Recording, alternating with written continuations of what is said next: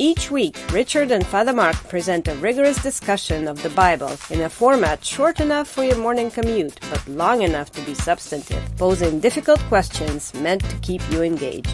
Over 24,000 episodes are downloaded each month at no charge. Please consider marking your level of support with a one-time donation or by pledging a small amount per episode. To learn more, please visit patreon.com/Bible. That's patreon.com/Bible. Thank you. Hi, this is Father Mark Boulos with the Bible as Literature podcast. When couples want marriage or divorce, they think fairness. When people are dissatisfied with their place in life, they think change. When people look at their own status, they think better or worse. If all this makes sense to you, then according to 1 Corinthians, your priorities are all wrong. Instead of caring about the gospel, you are thinking about you. That may please your life coach, but it won't get you very far with St. Paul. Richard and I discuss 1 Corinthians chapter 7, verses 1 to 24. You're listening to the Bible as Literature.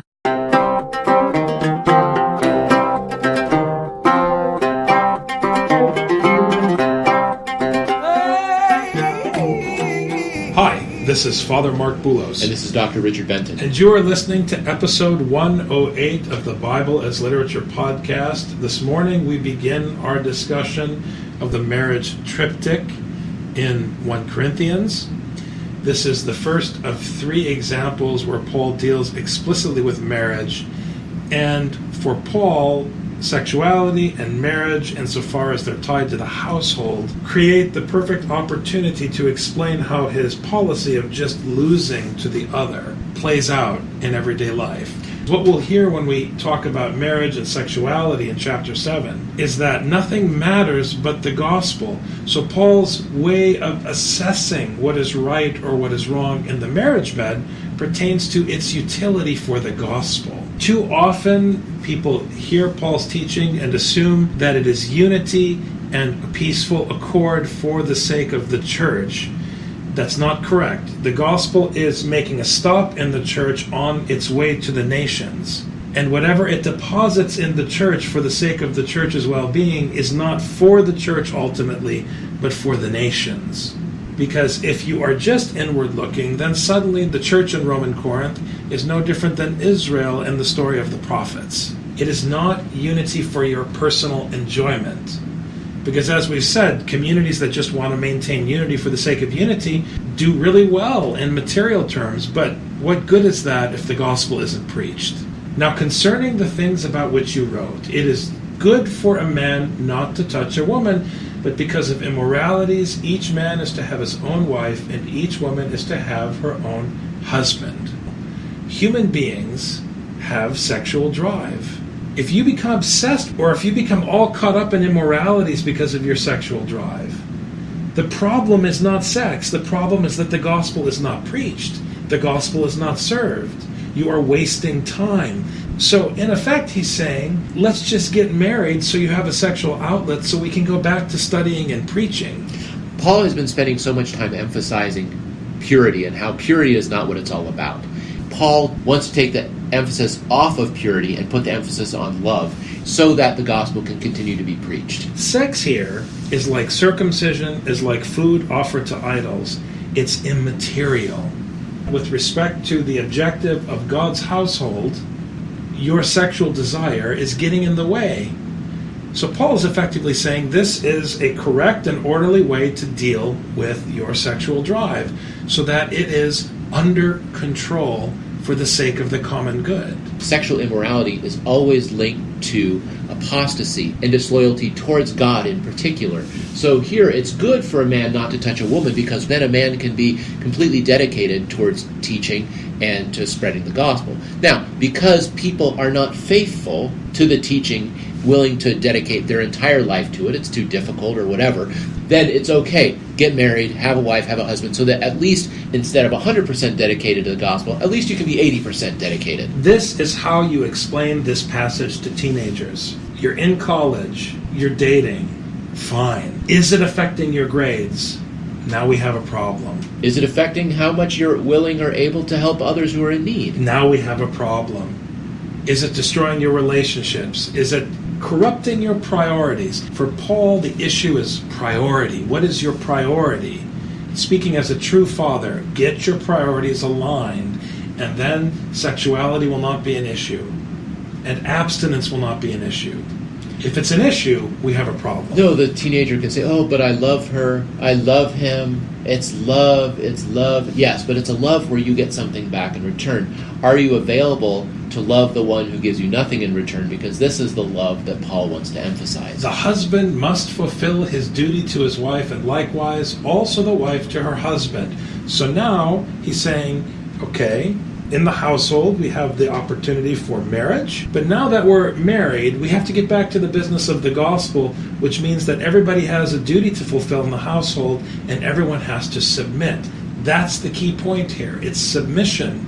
And once again, as we've emphasized over and over in this podcast, submission to God involves submission to other people. I mean, you can't say that the single person or the celibate person, they're the ones who are dedicated to the gospel. They're the ones who really have to be working the gospel. It's their job. They need to do that. And he's saying, oh no, by the way, because you're married, because you were not willing to dedicate yourself completely to the gospel, I have news for you. Within your marriage, you must be completely dedicated to the gospel in the way that you treat your wife. You imagine that because you're married, you now have your own household.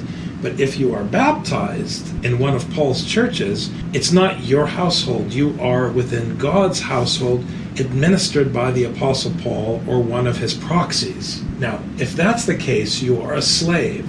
I'm giving this as context for the next verse. Because you are a slave, parenthetically, the wife does not have authority over her own body, but the husband does, and likewise, the husband does not have authority over his own body, but the wife does. What this means is that God is the head, but not your philosophical God. He is present in power in the person of your spouse. So you say you love God, let's see how that plays out in your marriage. Male or female, you don't belong to yourself, you belong to God, but God's ownership is made flesh, for lack of a better expression, in your relationship with your spouse. So, stop depriving one another. Accept by agreement for a time so that you may devote yourselves to prayer and come together again so that Satan will not tempt you because of your lack of self-control. The purpose of marriage is to preach the gospel. And if it means sometimes that you have to support your spouse when you don't want to, that's an act of love and submission.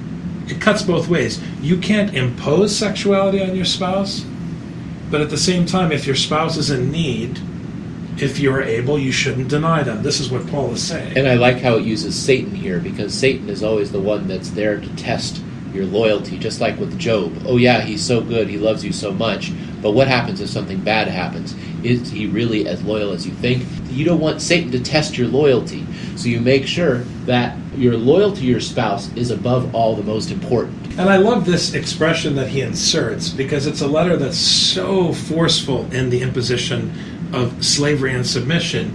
Yet with respect to sexuality, Paul says that between the couple, there needs to be agreement. So there are reasonable reasons why someone may ask their partner that you not have sex. When you're talking about sex relative to your partner in your marriage, it can't be self-centered.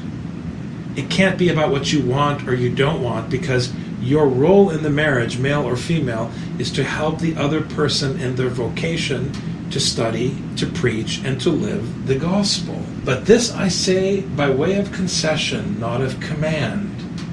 Yet I wish that all men were even as I myself am. So in Paul's case, sex is not an issue for him. It doesn't make him better than someone who's getting married. It just means that he has found a way to prioritize the gospel without any obstacles. However, each man has his own gift from God, one in this manner and another in that.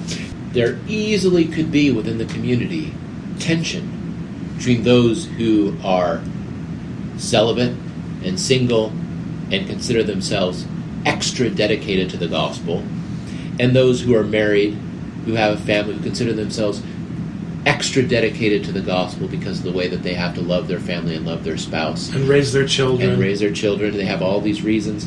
But what he says, each one has his own gift from God, one in this matter and another in that. And so what Paul does is he says, oh, okay, people who are not married, they're completely dedicated to the gospel. By the way, if you are married, you're also completely dedicated to the gospel within your household. So, yes, some people serve this way, some people serve that way. I don't want to hear any divisions within the community. Neither male nor female, neither Jew nor Greek, neither circumcision nor uncircumcision, neither celibate nor sexually active, neither fasting and abstaining from meat nor eating meat offered to idols. This is a pattern in the broader Pauline corpus. You cannot distinguish yourself. The only thing that is a distinguishing mark is the mark of the gospel, which you can bear in any situation, with any identity, under any circumstances. It's universal.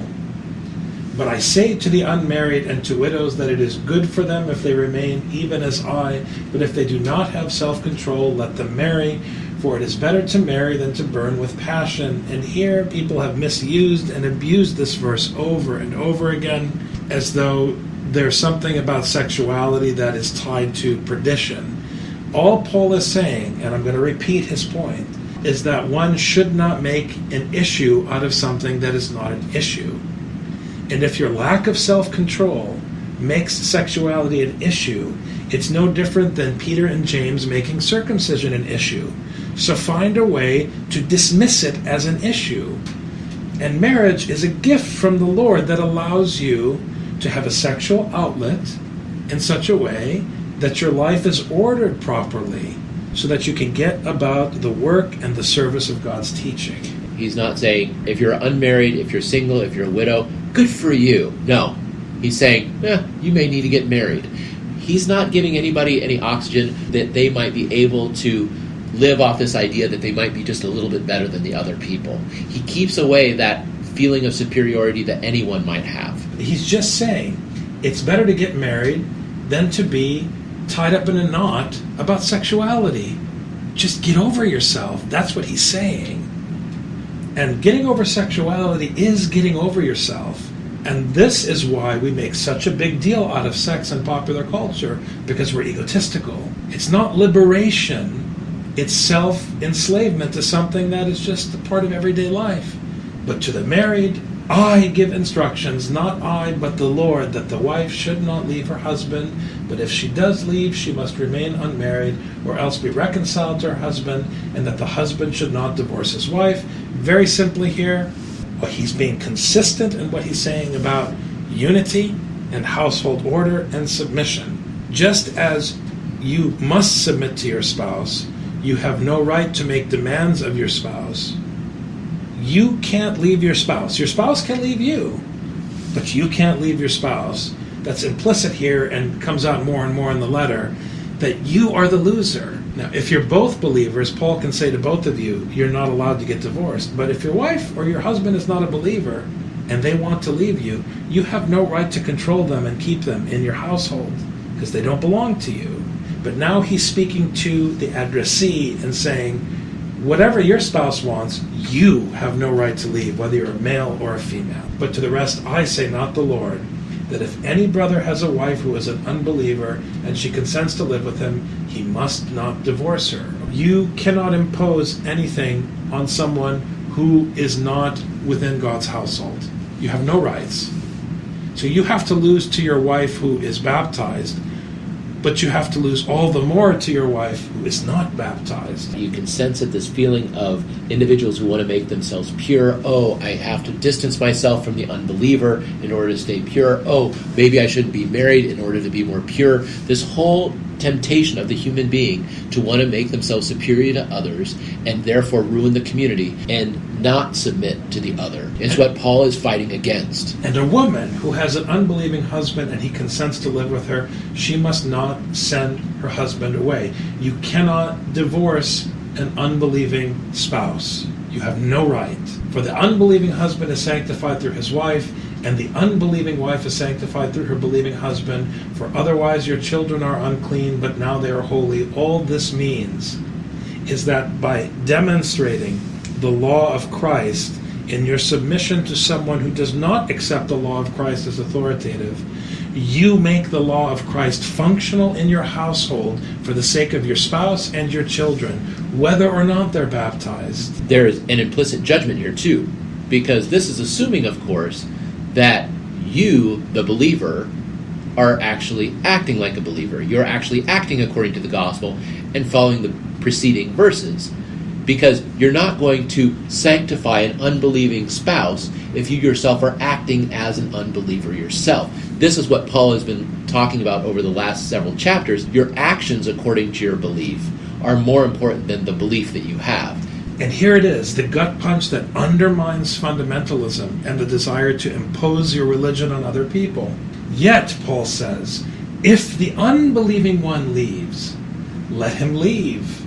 The brother or the sister is not under bondage in such cases, but God has called us to peace. In other words, the Christian cannot ask for a certificate of divorce, but if the unbelieving spouse asks for it, the Christian has no grounds on which to demand that their spouse stay. This is a very serious matter, and it is the ultimate expression of biblical love when you allow the other one to leave if they don't want to stay. For Paul, just like there's no court for the Christian in debating who got how many bushels, there's no divorce court either. You let the other win. Do not fight, because you have no power over that person. They don't belong to you. This is a very fierce but loving and wise teaching that we would do well to heed. We live in this culture of divorce where people abuse each other. And they spend thousands of dollars in order to work through whatever argument they have going in front of the judges, just like we had in the last chapter. For how do you know, O wife, whether you will save your husband? Or how do you know, O husband, whether you will save your wife? If you let your spouse go in peace because they don't want to be with you anymore, if you are gracious and patient and kind and submissive in the divorce, and you don't fight for your rights in the divorce, if you submit, you have no idea what that act of love would mean, not only for your spouse, as Paul is saying here, but for the children. Because children learn as much from parents when they go through domestic strife as they do when everything is under control. That is what Paul is teaching here, and it is powerful and wise. You can only save your husband or save your wife if you're living according to the gospel, if you're living according to the law of love. If you're submitting to them and submitting to their will, then there is a shot that they can receive the gospel. If you're married, make sure it's about the gospel. If you're celibate, make sure it's about the gospel. If you're divorcing, it has to be about the gospel, which means in your case, you are not allowed a divorce, but if your spouse wants a divorce, you have to allow a divorce. Correct. In every step of the way, it is the law of love which is primary. Only as the Lord has assigned to each one, as God has called each, in this manner let him walk. This is a very nice way of saying, you're not God, live and let live. But you, because you're baptized, have to live the way the gospel orders you to live. That doesn't mean you can impose it on others. And so, I direct in all the churches. Was any man called when he was already circumcised? He is not to become uncircumcised. Has anyone been called in uncircumcision? He is not to become circumcised. Why? Because you are making an issue out of something that is immaterial. Circumcision is nothing, and uncircumcision is nothing. But what matters is the keeping of the commandments of God. Each man must remain in that condition in which he was called. And why is this coming all of a sudden after a long discussion of marriage? Because there's all the discussion of what state one is in, whether one is in a married state or in a celibate state.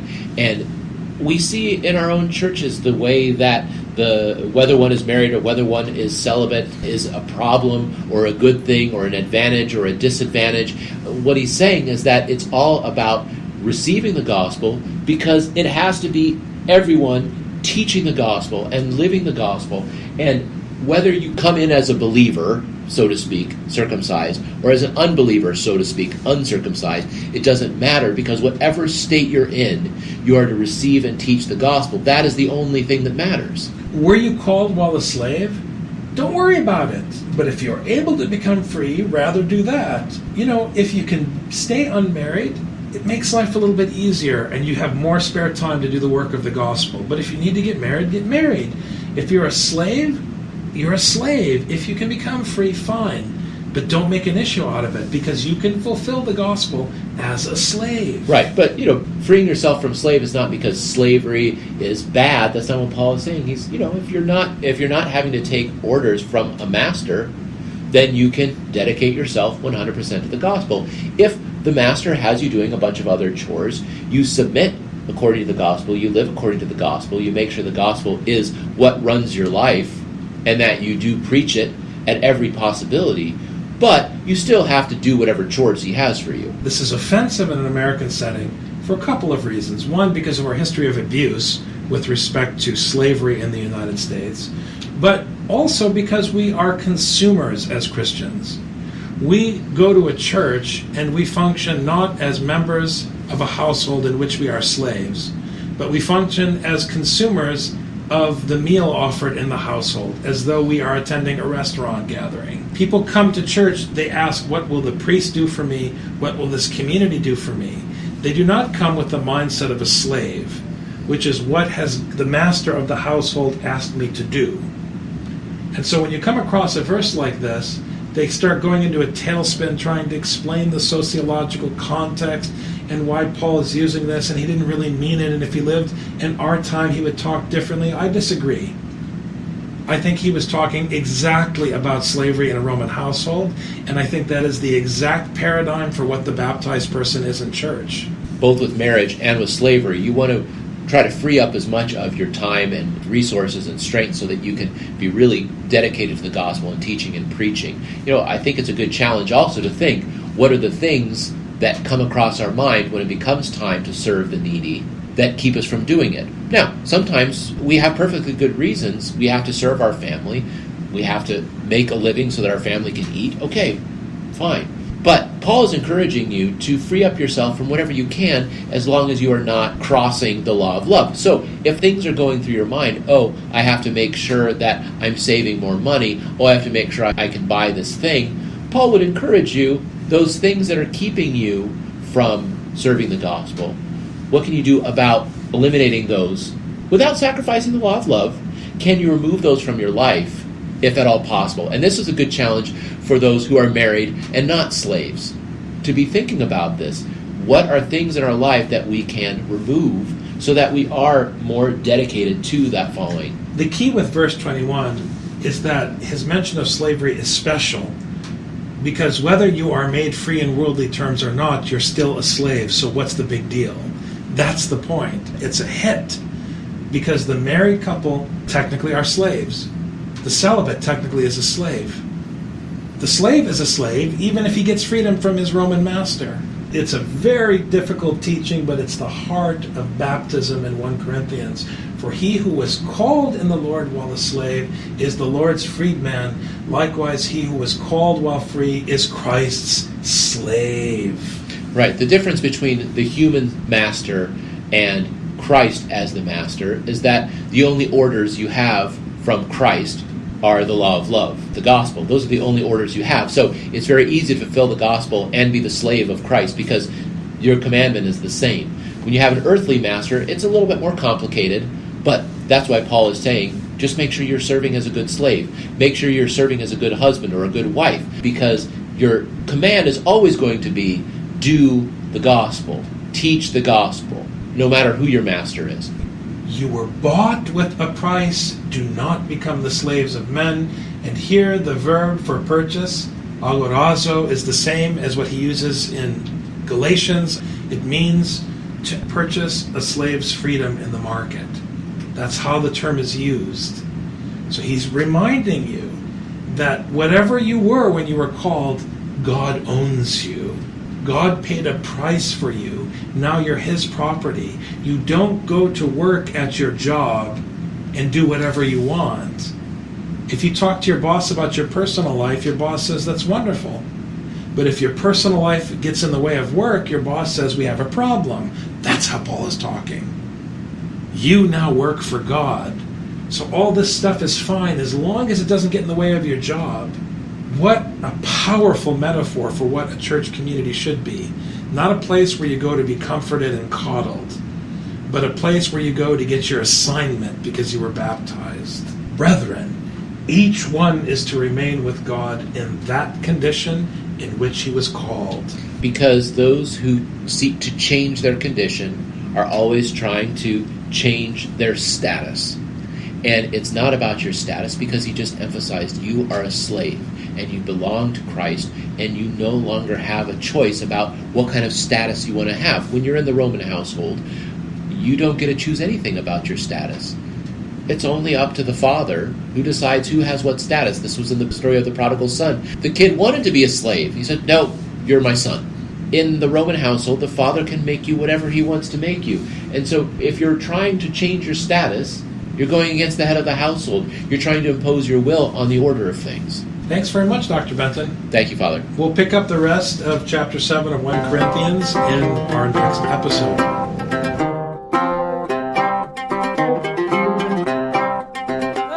You've just heard the Bible as literature. Thanks for listening. The Bible as Literature is a production of the Ephesus School Network.